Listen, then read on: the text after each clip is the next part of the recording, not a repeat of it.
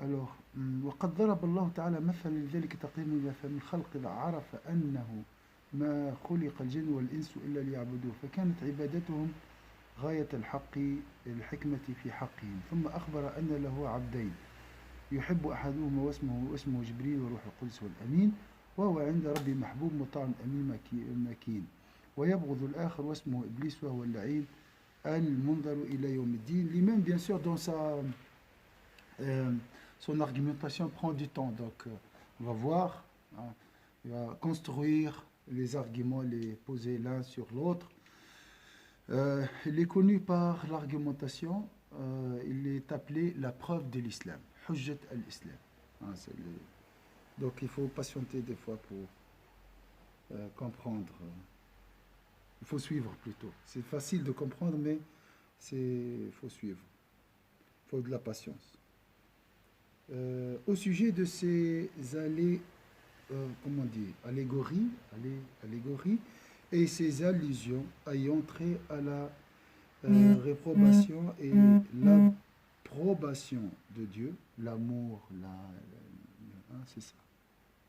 L'amour et on ne dit pas la haine, l'amour et l'aversion de Dieu, à son agrément et sa colère, ainsi qu'à la gratitude. Parce que au début de la discussion, la question c'était, toi tu fais rien, c'est Allah qui fait tout. C'est Allah qui se loue à travers nous. C'est Allah qui aime, qui s'aime à travers nous. C'est étonnant un peu pour vous parce qu'on a discuté ça longtemps. Ça entre dans la question du destin et ça fait quelques semaines qu'on a discuté ça. C'est la conclusion.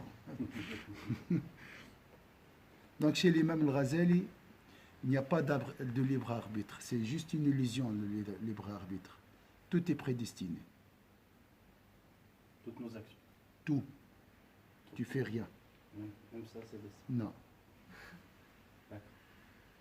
Parce que, est-ce que tu peux bouger ça sans la permission de Dieu?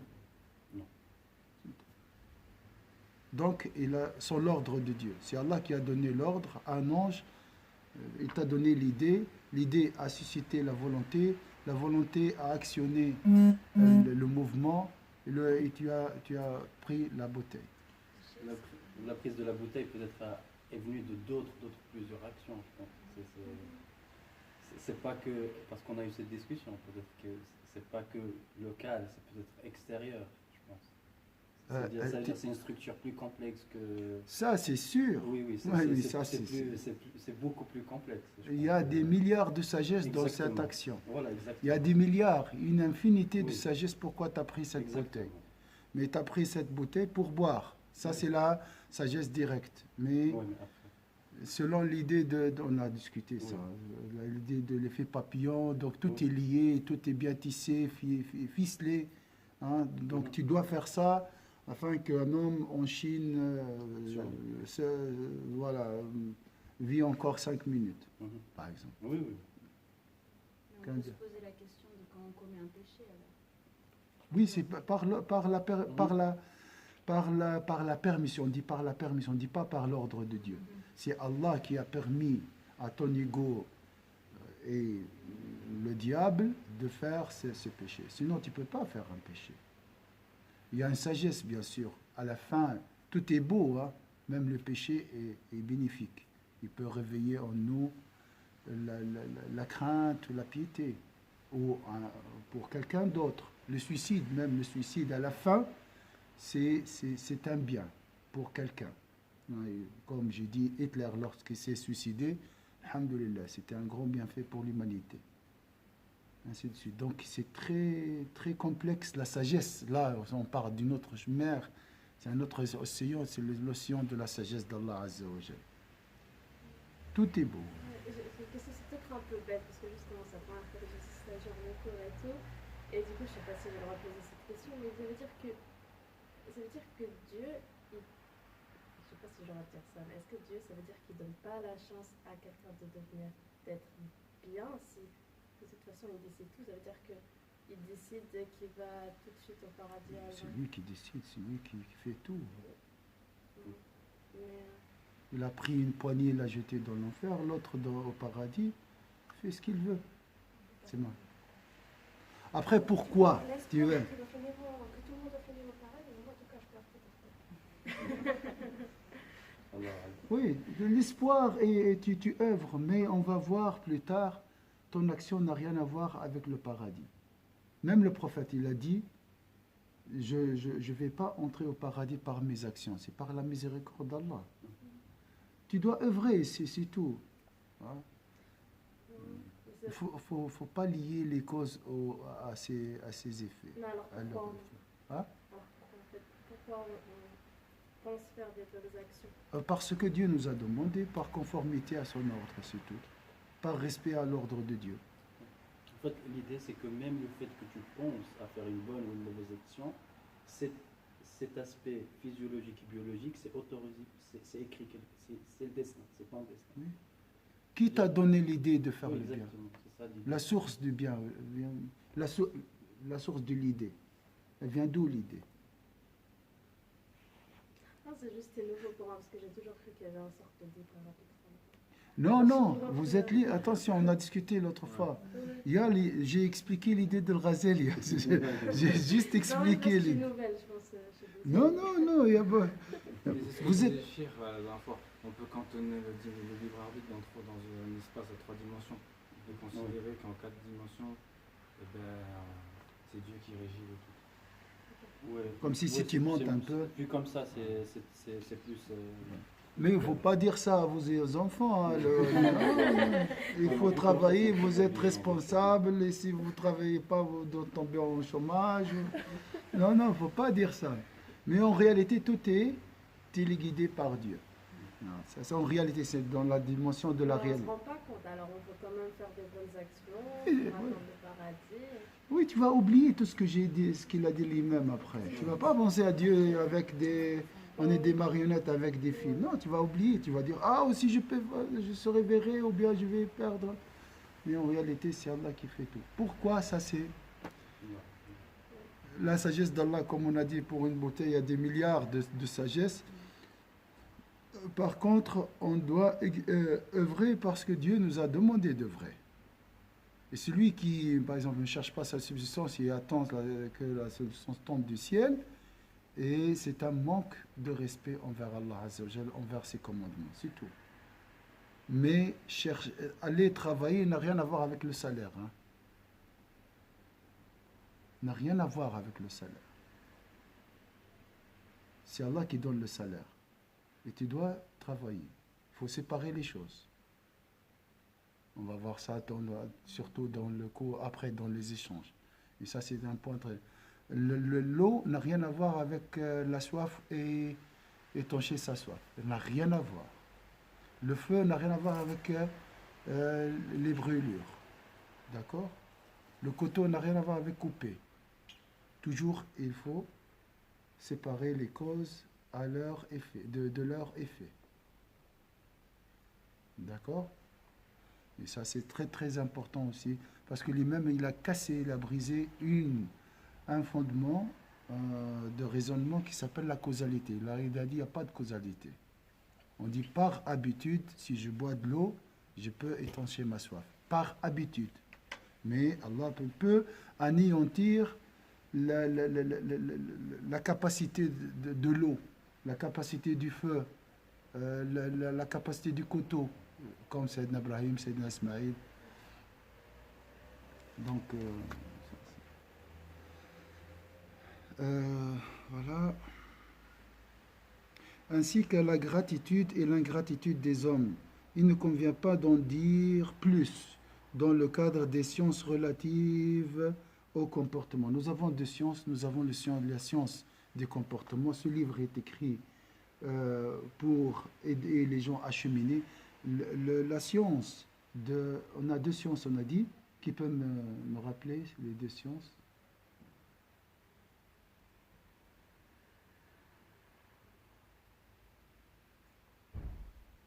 La science relative au cheminement et la science relative au dévoilement. La science du dévoilement spirituel, ça c'est pas une science, c'est une science, mais entre les rapprocher. Ça, on ne peut pas l'écrire dans les livres. C'est l'intuition, c'est à travers l'intuition. Tu reçois des connaissances d'une manière insoupçonnée. Tu purifies ton cœur et tu reçois, Inch'Allah, cette science. Par contre, cette science, elle nécessite l'apprentissage. Il faut assister, il faut apprendre, il faut faire un effort. L'autre, elle est comme s'il est offerte. Hein. C'est Allah qui offre. Bien sûr, mais il faut travailler. Il faut travailler le cœur. Hein. C'est la science du cœur, et ça, c'est la science du cheminement vers... Cette science, la science de comportement, nous aide à arriver à ce stade pour mériter la science du dévoilement spirituel. Mais il y a oui, il y a des gens qui parlent de cette science spirituelle, mais ça nous dépasse. C'est vraiment des choses très, très, très difficiles à comprendre. C'est pour ça, lui-même, pour lui, hein, il est différent aussi des autres. Il a dit, il ne faut pas écrire, il ne faut pas parler de la science du dévoilement, parce que tu risques de déstabiliser la foi des gens. C'est une science réservée aux rapprochés. C'est entre eux. Ils peuvent communiquer. Ils ont le même niveau. D'accord ? Là, par exemple, il a fait quelques indices concernant le destin. La question de la prédestinée, c'est sur les frontières, hein, entre la science de cheminement et la science du dévoilement. Hein. C'est pour ça qu'il y a beaucoup de difficultés à accepter que tout est prédestiné. Alors pourquoi je suis là? Ça ne sert à rien, alors devrait tout ça. Hein? Il ne convient pas d'en dire plus. Voilà, ici il s'arrête parce que il est sur la frontière de l'autre science. Il doit s'arrêter dans le cadre de la science relative au comportement. Ça veut dire quoi la science du comportement? Les secrets de la prière, les secrets de Hajj al-Umrah, le repentir, l'amour de Dieu, tout ça. Hein. C'est une science qui nous motive à œuvrer. Voilà. Ou bien le comportement cheminement aussi. D'accord. Le Très-Haut use à cet effet d'une parabole afin de mettre cette réalité à portée de l'intelligence des créatures. Je suis perdu comme vous, hein, je ne sais pas exactement ce qu'on s'est arrêté dans l'argumentation, je ne sais pas où il parle de quoi exactement. Je sais qu'il parle de destin, il faut avoir la lumière dans le cœur pour comprendre le destin. قد ضرب الله تعالى مثلا لذلك تقريبا الأفهم إذا عرف أنه ما خلق voilà. Il dit en effet n'avoir créé les djinns et les humains qu'afin que ceux-ci l'adorent. Ça vous connaissez. Le service adoratif est ainsi l'ultime sagesse les concernant. Entendez, le service adoratif est ainsi l'ultime sagesse les concernant. Vous avez compris ça? Ou c'est pas clair? En arabe, c'est clair pour moi. Je répète en français. L'arabe? Oui. Alors. فكانت عبادتهم غاية الحكمة في حقهم. Le service adoratif, donc adorer Dieu, est ainsi l'ultime sagesse les concernant. Donc Allah nous a le but de la création de djinn, c'est l'adoration d'Allah Azza wa Jalla. C'est ça. C'est clair? Il a répété juste ce qu'il a dit, mais... Okay. Puis il nous informe qu'il a deux serviteurs. Donc le service, et après dans ce service, il y a deux serviteurs. Qu'il a deux serviteurs. L'un qui l'aime, et il s'appelle comment? Le serviteur aimé par Allah Azza wa Jal, celui qui a révélé le Coran, c'est Muhammad sallallahu, l'ange Jibril, l'ange Gabriel. L'un qui l'aime est appelé Gabriel. L'Esprit Saint est proche. Il a auprès de Dieu cette position de serviteur aimé, entendu et respecté. Quant au second de ses serviteurs, Dieu l'exécra. son nom est le diable. C'est un serviteur, ça. Comment l'imam... Dieu a décidé ainsi. Si Dieu il nous donne l'autorisation d'être des bons et des mâles, c'est pas forcément appliqué qu'aux humains. C'est appliqué aussi. Oui. Donc c'est des serviteurs parce qu'ils sont créés par Dieu, c'est ça? Oui. C'est parce que tout à l'heure on a dit Dieu a créé les hommes et les djinns afin Oui, d'adorer. exactement. Donc on est censé, Oui. on est ses serviteurs, on est censé l'adorer, mais voilà, le shaitan il ne l'adore pas. D'accord. Ça, Donc c'est il un déteste ce serviteur. Voilà. Mais c'est un serviteur qui est dans le sens où, si le shaitan, par exemple, c'est lui qui waswas l'insan, Oui. et c'est Dieu qui décide ce qu'on doit faire, Oui. alors c'est un serviteur de Dieu, Oui. c'est un intermédiaire pour nous de faire des actions. Oui, oui, oui. C'est Alors juste. peut-être lui, il l'a créé Oui. pour s'en servir, mais au fond, Allah subhanahu wa ta'ala, Allahu a'lam, ces actions-là, il ne voudrait pas. Dieu, Allahu a'lam, il préfère les gens qui l'adorent, Oui, oui. qui vont dans le droit chemin. Mais Bien sûr. quand même, il y a un serviteur qui décide, qui déraille les gens du droit chemin. Oui. C'est un serviteur, il fait des actions Oui. avec Amar Allah, Oui. mais il ne Ah, va pas oui, l'aimer oui. dans le sens où il fait des actions que les gens ils vont se sentir. C'est juste. Parfois, quand les gens ils vont faire des mauvaises actions, ils vont se retrouver devant le Dieu à la fin de l'Akhira, Oui. ils vont aller en enfer peut-être. Oui. Mais Avec il tout- reste toujours des Il serviteurs. reste toujours des serviteurs. Donc un serviteur peut faire des péchés. Et il peut faire.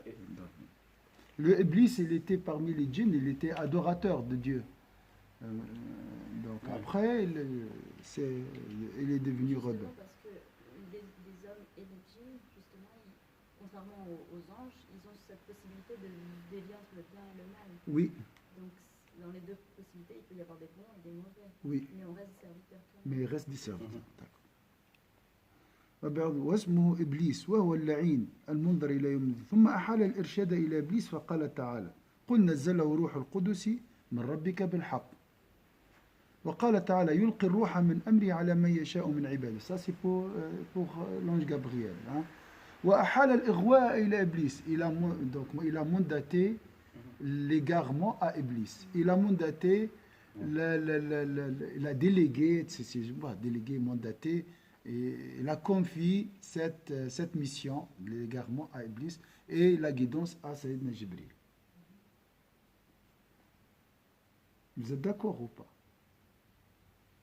Ça, c'est par sa permission. En tout cas. Oui, ça, alors, par sa permission, quand on dit juste pour les mots, par son ordre, tout ce qui est bien, par sa permission, Allah n'ordonne pas le mal. Jamais tu dis par l'ordre de Dieu, Iblis, non. Par sa permission. Parce qu'il ne veut pas. Il n'aime pas, mais il a voulu. Arada walakin lam yuhib. Allah a voulu, mais il n'aime pas l'Iblis. Il a voulu la création d'Iblis, mais il ne l'aime pas. Allah peut créer quelque chose qui ne l'aime pas. Qui n'aime pas. Mais à la fin est bonne.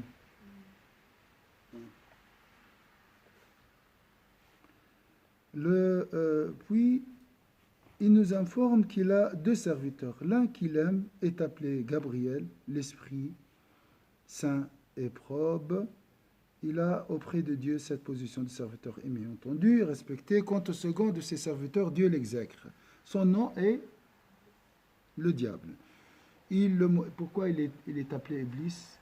Le mot ablasa, mublisuna, ça veut dire quoi? Il ne faut pas oublier ça. Désespoir. Ou désespéré. Désespéré de la miséricorde d'Allah. Donc tout était négatif. L'imam Ghazali il a dit, l'imam de diable, toute idée positive émane de l'ange. Ça c'est toujours comme c'est la source. Donc, mais c'est des intermédiaires comme on a dit. Tout vient de Dieu. Hein. Le Seigneur affecta Gabriel à l'orientation des serviteurs sur la bonne voie. Vous êtes d'accord? Il déclara en ce sens, dit, c'est l'Esprit Saint, il suffit du juste de fermer les yeux et écouter son cœur, tu vas distinguer deux voix. Il y a une voix qui va te dire, Ah, fais rien, le temps est mauvais, les gens sont mauvais, ah, j'ai pas la motivation. Ça, c'est le diable, l'ego. Et l'autre voit, ah, vas-y, invoque Allah, fais le bien. C'est l'ange. Voilà. Deux voix. Ah, c'est une. Bien sûr, c'est des anges, hein, ici, dans notre cas. Bon, c'est le cas de Sayyidina Muhammad sallallahu alayhi wa sallam. Iblis, il a des soldats. L'ange Gabriel, il a des soldats. C'est deux armées. La patience, c'est quoi? C'est cette résistance.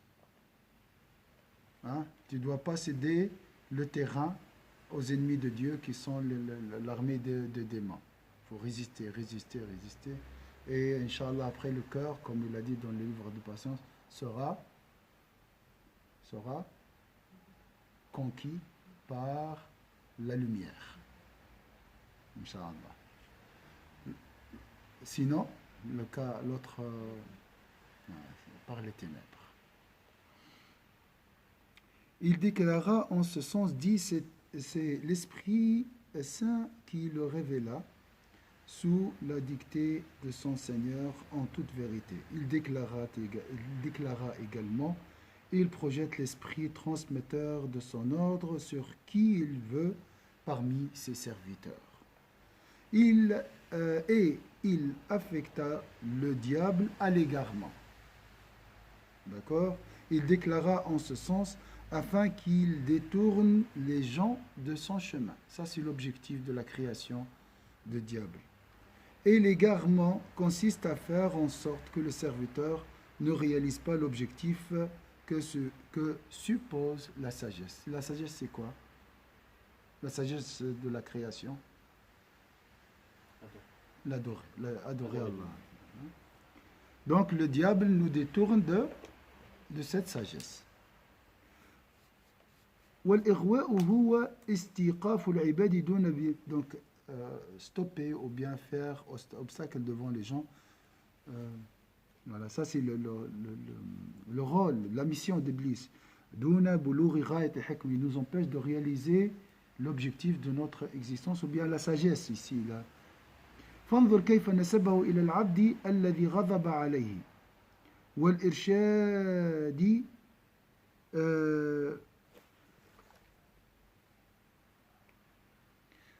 والإرشاد سياقه لهم إلى الغاية والإجنام voilà.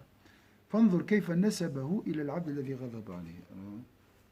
Et l'égarement consiste à faire en sorte que le serviteur ne réalise pas l'objectif que suppose la sagesse. Ça suscite quoi en vous cette phrase? Et l'égarement consiste à faire en sorte que le serviteur ne réalise pas l'objectif que suppose la sagesse de la création. Hein. Ça suscite en quoi en vous au niveau des sentiments? Quand vous entendez ça. Iblis, toi tu veux arriver à un objectif. Il vient t'empêcher. La haine envers Iblis. Voilà. Pourquoi l'imam, il l'utilise dans sa méthode, parce qu'il a deux aspects, l'imam. Il a l'imam philosophe qui est connaisseur, tout ça. Mais il a un autre rôle dans ce livre, c'est quoi? Hein? L'éducateur. Il dit, hein? Aussi peut-être aussi de guidance, Morshid. Oui, Morshid, oui, bien sûr, barakallahu fik. C'est ça, un guide. Un guide, ouais. Il n'est pas là pour... Ouais. Il avait la Palestine qui était occupée à l'époque, hein, par les croisés. Donc, il veut réveiller la homme, il a un projet. Il n'est pas là pour juste parler de la réjouissance spirituelle, c'est bien dormir et rester chez vous. Non, réveillez-vous, vous avez un ennemi qui veut vous éloigner de la sagesse de votre existence. C'est fort, hein? Comment il suscite en nous l'animosité, la haine contre cette créature. Et on doit le prendre pour ennemi. C'est un ennemi déclaré pour nous. Hein?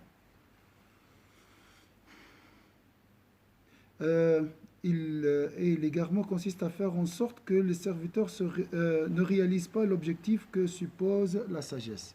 Si on perd la boussole, on est déboussolé, je ne sais pas pourquoi je suis sur cette terre. les conséquences, hein, c'est difficile. Hein? Combien de personnes aux États-Unis, j'ai vu beaucoup de gens choisissent l'athéisme maintenant. Abandonnent la religion. Je parle de chrétiens, l'islam. Abandonnent la religion. Donc, voilà. Même pas qu'aux États-Unis, dans l'islam aussi. Beaucoup de personnes, Oui. beaucoup de personnes s'éloignent de la religion. Ils peuvent rester, ils croient en Dieu, mais en aucun cas ils se rendent compte de son existence. Ils se disent musulmans, mais au final, toute leur vie ou leur journée, ils se rappellent à aucun moment de Dieu. Ça, là aussi, on peut les considérer comme c'est des gens. C'est difficile. C'est pas forcément qu'ils se disent musulmans qu'au fond ils sont musulmans. C'est ça aussi. C'est pas que ailleurs. Ça touche même nos peuples de plus en plus. C'est juste. Avec la globalisation maintenant, tout est devenu presque la même chose. Voilà, on va s'arrêter ici. On n'a pas fini, je sais pas. Le début, la fin, je ne sais pas pourquoi. On a parlé, voilà, c'est tout.